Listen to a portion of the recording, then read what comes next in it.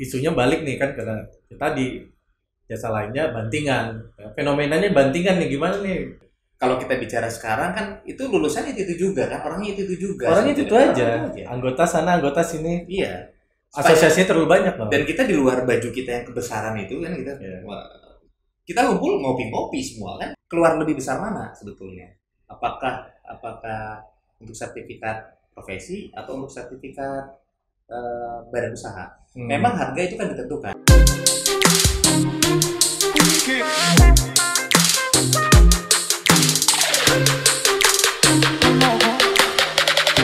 Assalamualaikum warahmatullahi wabarakatuh. Selamat datang di Posisi Podcast Ikatan Surveyor Indonesia. Bersama saya Luki Fahriyadi, seorang surveyor berlisensi. Tamu kita sore ini adalah Bapak Sofan Prihadi. Beliau Ketua Asosiasi Perusahaan Survei Pemetaan dan Informasi Geospasial. Dikenalnya APSPIK ya bahasanya. Nah, beliau ini alumni Teknik Geodesi dari Geodesi ITB. S1-nya dan S2-nya ngambil geofisika, begitu ya kan? Geofisika, betul. Ya. Selamat sore, selamat malam nih, sore menjelang malam ya. Bagaimana kabarnya Kang? Alhamdulillah. Dengar berita baik katanya barusan menang tender nih di Kalimantan Timur. Bisa aja. Tahu cepet banget. Infonya beredar.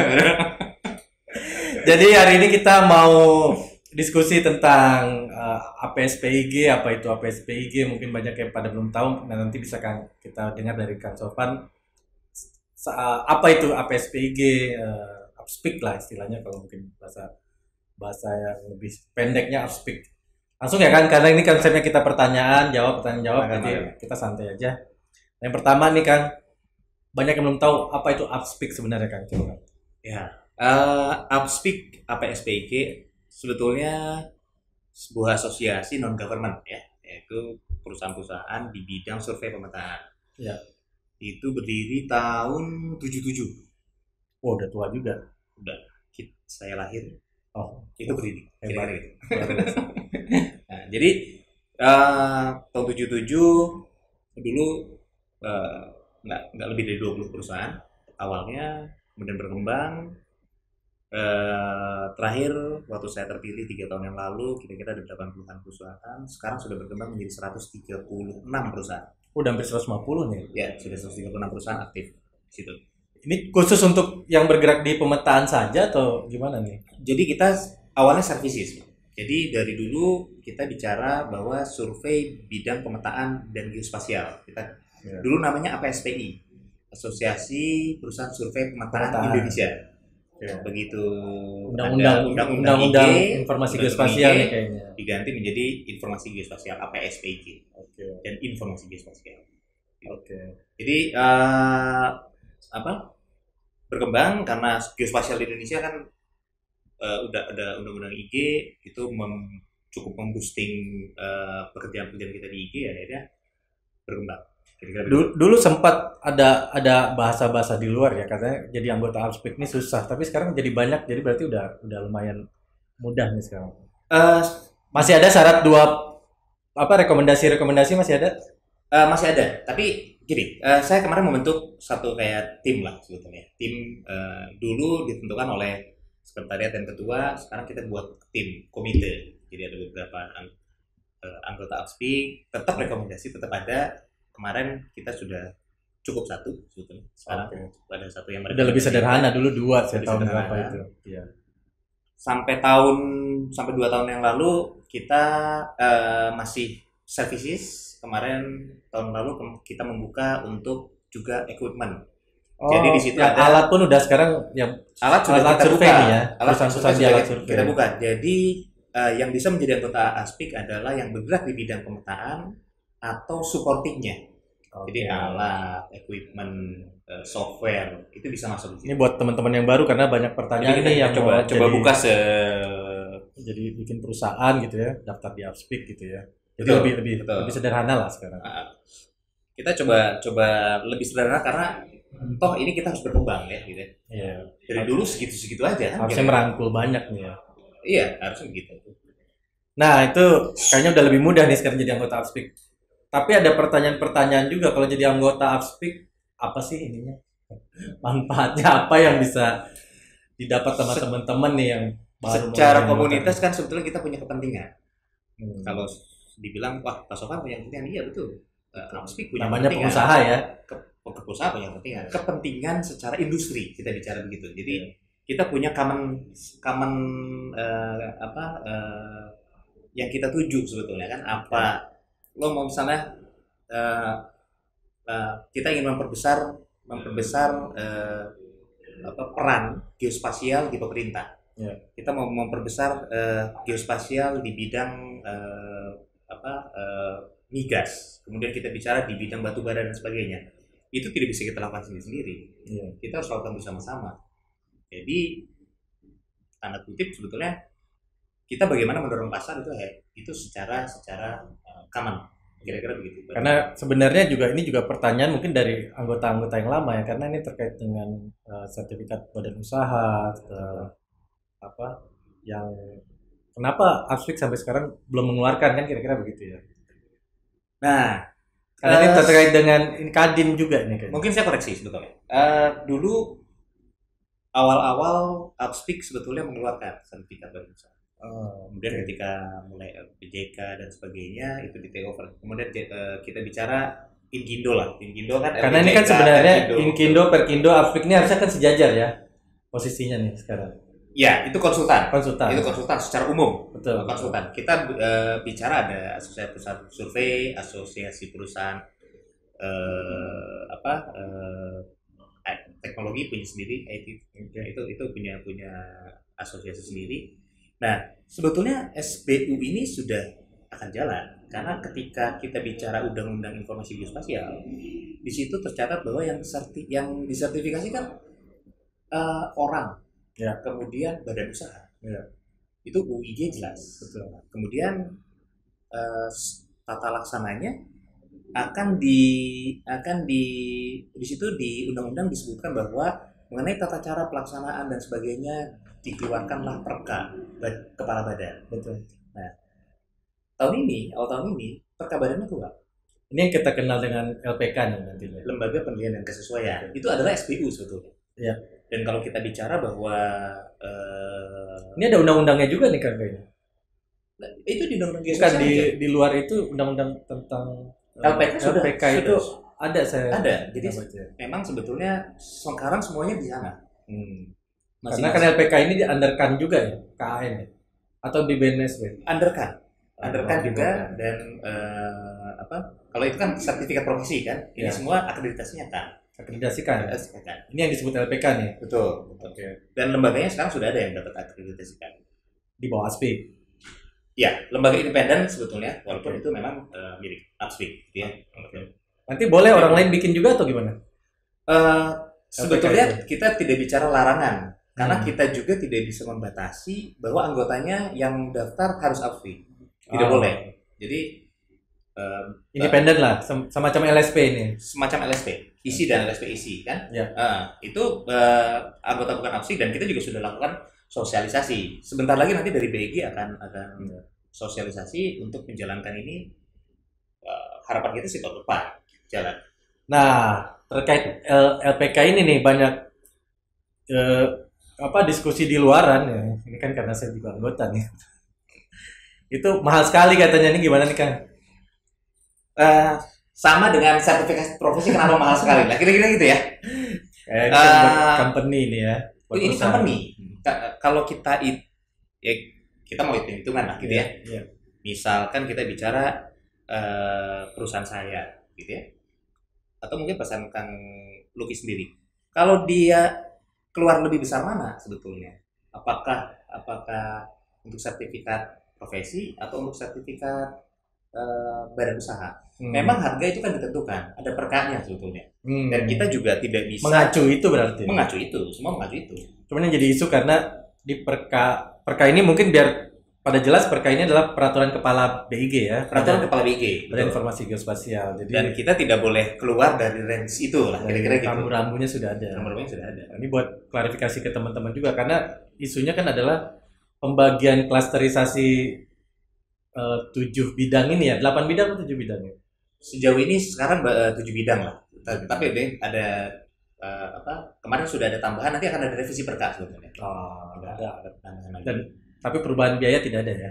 Perubahan biaya sejauh ini tidak ada. Kita harus mengacu itu ya ininya. Masalah nanti sebetulnya begini. Kalau kita semua sudah punya spesifikasi kayak kami misalnya di data akuisisi, rencananya mungkin ke spesifikasi tadi itu. Betul. Sebetulnya juga itu tidak akan banyak. Tapi kalau Anda mau semuanya bisa ya, gitu, itu jadi mahal kan? Iya betul. Hidrografi saya ikut, fotogrametri saya ikut. Berarti memang arahnya itu ke spesialis jadinya ya. Perusahaan spesialisasi justru jadinya karena kan ya memang perusahaan yang begitu dia disertifikasi, perusahaan yang betul-betul bergerak di bidang itu, memiliki sumber daya itu karena salah satu syaratnya adalah dia harus memiliki tenaga ahli yang ber-SKA dulu di bidang tersebut. SKA itu maksudnya sertifikasi. Sertifikasi, betul. Baik. Ini lanjutan pertanyaan banyak nih, ada 100. Sampai jam 12 malam dong. Iya. Terus mungkin ini Kang, ada mungkin pencerahan diskusi tentang ada jasa konsultan, jasa lainnya, lelang cepat. Itu apa sih beda-bedanya itu, kayak jasa konsultan dengan jasa lainnya, dan apa satu lagi ada istilah merit point, itu mungkin Kang Sofan bisa menjelaskan. Itu hal yang berbeda sebetulnya. Jadi kita kan sebetulnya kita mengenal bahwa jasa konsultansi itu dulu kita bicara itu adalah jasa tanda kutip brainware. Ya. Sekarang juga begitu. Jadi sebetulnya sampai itu di mana brainware lebih dominan dibandingkan dengan skillware sebetulnya di situ. Ya. Di jasa lainnya itu yang didorong lebih baik itu adalah skillware. Dibandingkan dengan brainware-nya. Tapi tidak berarti tidak ada. Sebetulnya banyak yang kaitannya dengan kalau jasa konsultasi merit point, kalau jasa lainnya harga terendah. Kita kenal dengan namanya lowest responsive. Ya. Harga terendah yang responsif lah. Jadi yang sudah memenuhi syarat langsung di harga terendah. Tapi sebetulnya kita udah bicara banyak lah, kemarin kita undang LKPP, jasa lainnya tidak harus selalu itu. Tapi Aspik setuju ini dengan pola jasa lainnya ini, bagaimana nih menyikapi? Banyak hal sebetulnya yang nggak serp ya di kami ketika jasa lainnya hanya bicara masalah skillware, tidak bicara harga terendah. Buat kami sebetulnya itu tidak menghargai sebuah profesi, di mana setiap pekerjaan yang kita kerjakan itu beda dengan jasa lainnya. Itu selalu ngacunya kalau lihat sebuah hal yang prosedurnya tetap gitu ya. Tidak sudah baku, tidak pernah keluar dari koridor itu, selesai begitu aja lah. Begitu aja. Kalau kita bicara PTSL, begitu di lapangan ternyata permasalahannya beda-beda semua. Kompleks gitu ya. Kita bicara ada masalah. Nggak sesederhana pengulangan pekerjaan ternyata. Enggak. Setiap daerah punya masalahnya masing-masing. Ya, dan menurut kami di situ butuh tenaga ahli. Sekarang survival lisensi berpikir kan, bagaimana cara menghadapi situasi ini secara efisien misalnya begitu. Nah, kita pernah mengadakan pertemuan sebetulnya waktu itu di Rakornas, kita undang LKPP dan sebagainya, dan kita sudah sampai surat yang menteri malah bahwa sebetulnya pekerjaan, katakanlah kita bicara PTSL di BPN, itu butuh tenaga ahli. Tapi tetap koridornya jasa lainnya atau pas usulan kemarin tuh gimana? Koridornya silakan BPN bisa boleh jasa konsultan. Kalau koridor konsultan di lainnya, tetapi tidak berarti bahwa kalau jasa lainnya itu selalu harga terendah. Itu pendapat kami. Kira-kira gitu. Iya kan? Karena isunya balik nih kan, karena kita di jasa lainnya bantingan. Fenomenanya bantingan nih, gimana nih? Banyak sekali. Dan itu anggota Aspik semua kan? Enggak semua ya. Banyak. Salah satunya iya. Salah duanya iya, salah tiganya tapi enggak semua. Karena kalau kita bicara di lelang-lelang kan ada yang di luar anggota Aspik. Kita bicara ada KJSKB, ada anggota Aspik sendiri. Gimana nih rencana menginikan bantingan ini nih? Intinya bantingan. Kalau saya sih percaya begini, Ki. Gimana? Kita ini harus dipaksa oleh sistem, gitu ya. Himbauan itu nggak pernah akan berhasil. Organisasi manapun yang sifatnya menghimbau itu tidak akan berhasil. Okay. Kalau kita bicara ini, kita udah punya banyak organisasi nih, ada ISI untuk profesi, ada perusahaan dan macam-macam. Pernah nggak ada menghukum anggotanya atau menghukum perusahaannya terkait dengan kita semua komunitas kita itu masalahnya itu sebenarnya. Itu. Jadi kita udah banyak komunitas tapi legalnya nggak ada sebenarnya. Payung hukumnya nggak ada. Legal standingnya harus jelas, kemudian harus dipaksa kan itu. Sekarang bayangkan kalau kita bikin namanya sertifikasi perusahaan, tapi owner nggak pernah menyerahkan, selesai kan? Kita nggak akan pernah dipaksa untuk ikut itu. Betul. Ini yang harus kita dorong bareng-bareng dengan ISI nih. Betul. Ya, itu sepakat. ISI pun masih bermasalah di situ sebenarnya. Ya. Kalau kita bicara dokter, itu kan ketika seseorang itu ada dewan etik. Dewan etik bekerja karena mereka merekomendasikan untuk surat izin praktek dan sebagainya. Jadi selama kita tidak bisa memaksa anggota untuk itu, ya tidak ada pengimbau, hanya himbauan. Oke. Thank you. Presiden mengimbau aja belum tentu didengerin apalagi. Kan kita harus dorong bersama-sama nih. Dorong bersama-sama. Ada kebetulan pengampu kita terlalu banyak memang kan, ada di PU, ada di PIG, ada di BPN. Iya. Nah, memang kita harus cari solusinya sepertinya, karena kita harus mendorong semacam walaupun kita sebenarnya udah ada undang-undang IG sebenarnya ya buat jadi latar belakang kita sebenarnya yang cukup kuat. Itu sebenarnya kuat kan, tinggal di implementasinya dengan turunannya semua kan harusnya mengacu ke sana. Oke. BPN sekarang sudah sertifikasi profesi, itu sebuah kemajuan. Itu kemajuan kan? Walaupun belum wajib jadi anggota asosiasi. Iya. Itu PR juga itu. Itu PR, itu harapan kita semua lah, kan gitu. Siap.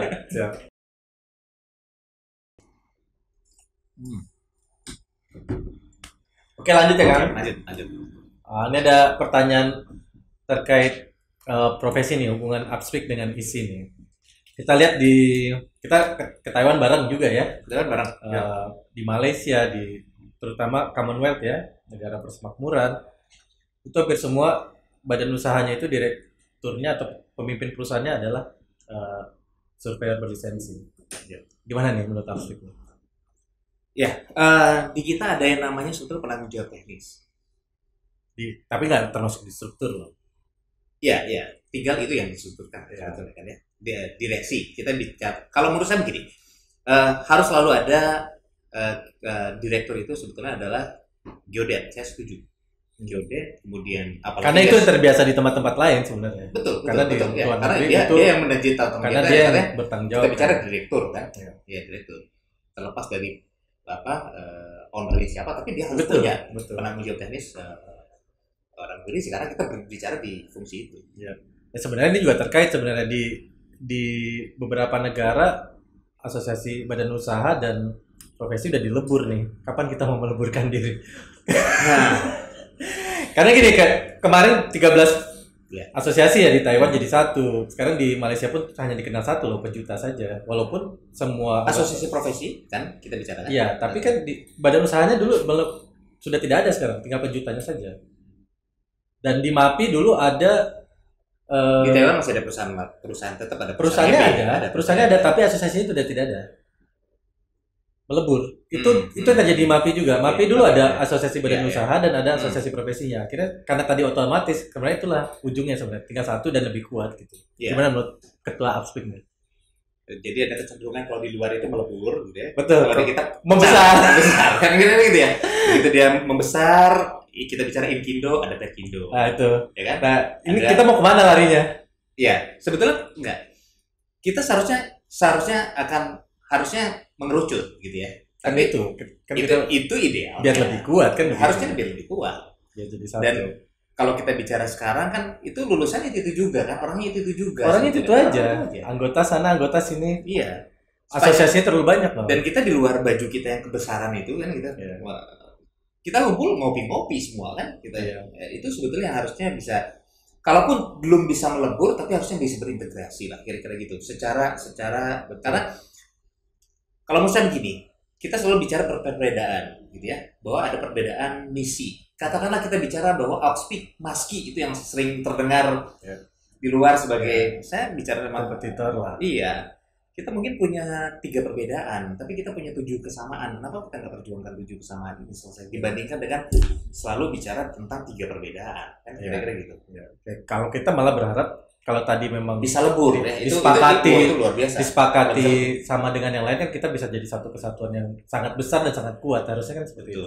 Di luar, ya kita banyak sekali kan sebenarnya. Kita banyak sekali. Banyak sekali. Dan tadi 4L tadi lu lagi sebenarnya. Iya, sebagai apa itu lagi. Orangnya gitu itu aja. Iya. Itu yang luar biasa di kita. Kita kekurangan orang yang concern sebetulnya terhadap ini, karena semua ya kita bicara lah dari mulai ikatan alumni, dari mulai itu kan selalu orangnya yang berputar itu, artinya orang yang concern mau menghabiskan waktunya, menghabiskan bahkan mungkin biayanya. Karena di asosiasi lain juga nggak terlalu sebanyak begini, karena tetangga kita dulu di planologi, di arsitek nggak ada terdengar berbagai macam organisasi ya. Iya betul. Kita terlalu banyak lah bermunculan lagi baru belum nanti ini perjuangan gitu kan, pakai ada kata perjuangan tadi mungkin karena kebebasan berserikat tadi kan kata berkumpul.